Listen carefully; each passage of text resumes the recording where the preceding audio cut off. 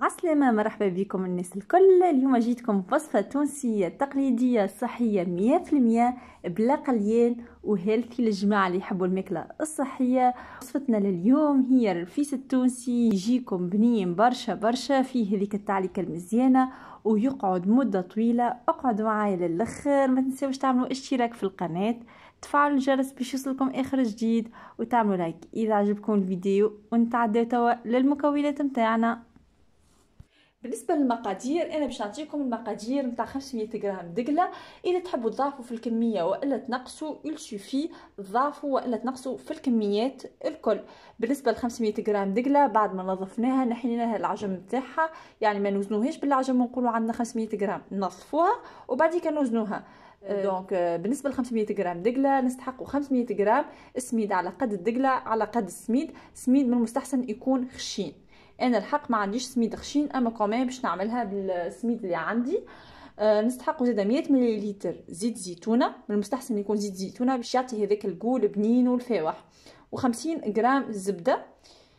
وبالنسبه للفاكهه هذه حاجه اختياريه، اذا متوفره عندكم فبها على خاطرها تبنن على الاخر، اذا مش متوفره عندكم تجموا تكتفيوا بالمقادير اللي عطيتهم لكم. دونك بالنسبه للفاكهه باش نحطوا شويه زوزه، شويه جرجلان، تنجموا زاده تحطوا شويه لوز، انا خاطر ما عنديش اللوز محمر هذاك علاش مانيش باش نحط. ونجموا نحطوا شويه قرفه. القرفه هذه زاده كيف كيف، للي يحب القوم تاع القرفه يحط واللي ما يحبش ما يحطش. ونتعداو توا لطريقه التحضير. دونك اول حاجه باش نعملها باش نرحي الزوزه نتاعي، واذا عندكم شويه لوز زاده ارحيوه.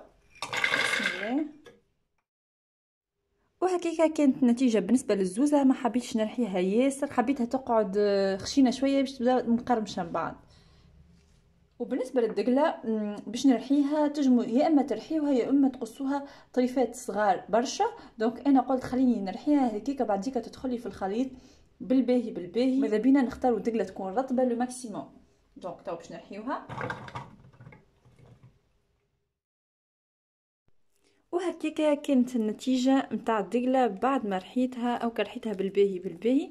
سهل بعديك عليا الخدمه. دونك توا باش نعمل باش نخلط الزبده مع الزيت ونذوبهم وبعديك نرجع لكم. توا ذوبت الزبده نتاع الزيت، اذا يخرج لكم شويه حليب ولا حاجه تنحيوها، انا ما خرج ليش حليب. سينو راهو جوست نذوبوها الزبده، ما نقعدوش نغليو فيها وكل. دونك توا باش نعمل وهي مازال دافيه باش نصبها على الدقله. بسم الله. ونخليها تتنقع فيها بالباهي بالباهي هكاكا. وتوا باش نعملو باش نمشيو نحمرو السميد نتاعنا.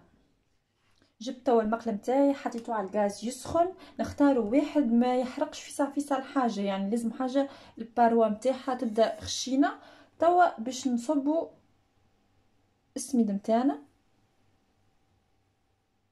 اذا باش تعملوا كميه كبيره نتاع السميد اعملوها على قداش من مره، ما نحمروهاش في الكل فرد وقت. باش نبدا توا نخلط فيه، ديما نقعدوا نحركوا فيه على خاطر فاسيلمون يتحرق.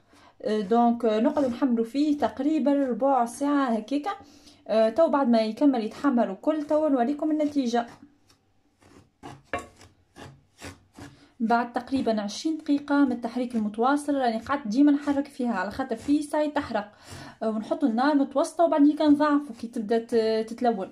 دونك فوالا هاكا السميد نتاعي حضر. دونك توا باش نطفي على الغاز، باش نصب توا الخليط نتاع الدقله والزبده والزيت.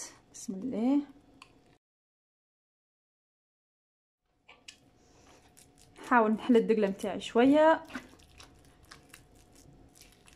وباش نزيدها القرفه. بسم الله. وبالنسبه للقو اذا تحبوا برشا اعملوا معناها زيدوا، اذا تحبوا جوست قو خفيف اعملوا شويه، واذا ما تحبوش بيان سور ما تعملوش. دونك نحلو هذا بالباهي هكا، ونجيبوا السميد نتاعنا وهو مازال سخون نصبوه على الخليط. تسمعوا فيه كيفاش يتشتش. ونحاولوا توا ندخلوه كل شيء مع بعضه بالباهي بالباهي. هو توا مازال سخون دونك باش نستعمل المغرفه، كي يبرد باش نبدا نخلط فيه بيديا. حبيت وهو مازال سخون باش نزيد مغرفه كبيره عسل. بسم الله. كمان ندخل كل شيء مع بعضه. بالنسبه للعسل راهو اختياري، اللي ما يحبش يزيد عسل ما يزيدش. نبداو توا وهو مازال دافي نرفسو فيه بيدينا بالباهي بالباهي هكاك. الدقله تدخل في السميد والمكونات الكل يتخلطوا مع بعضهم. نقعدوا نرفسو فيه من 5 ل 10 دقائق حاسيلو لو ماكسيموم. لو كان لاحظتوا ولا يتشكل معناها نجم كي نعملو هكا يتكعبر ويشد روحه. ايش باش نعمل توا؟ باش نزيد الزوزه بتاعي. بسم الله. حتى من غير فاكهه بنين مش نورمال معناها، صدقوني ما يستحقش ما شاء الله. باش نزيد زاده شويه جلجلان. هوب هسيكا ونكمل ندخلهم مع بعضهم. بعد ما زدت الفاكهه قعدت نرفس فيه تقريبا 10 دقائق. سايي باش نبداو نحضروا في كعيبات الرفيسه نتاعنا. وتوا جبت الميزان بتاعي، حبيت نوزن الكعبات نحاول نعملهم الكل فرد حجم. دونك باش نختار ميزان معين. بسم الله. مثلا كلهم نعملهم 40 غرام باغ اكزومبل. ننزلوا عليها هكاك بالباهي بالباهي اوب حتى لين تدخل في بعضها، وبعديكا ندوروها باش نتحصلوا على الشكل الكروي اللي حاجتنا بيه.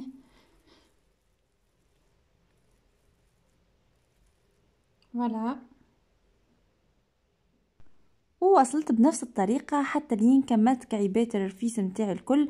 راهو تجموا تختاروا حجم اكبر ولا تجموا تزيدوا تصغروا شوية، هذه حاجة اختيارية كيف ما تحبوا انتوما. وهكاك كملت حضرت كعيبات الرفيسة متاعي الكل. توا عندي كعيبات بيستاش هكا شطار باش نزين بيهم، سينو تجموا تخليوها كيف ما هي.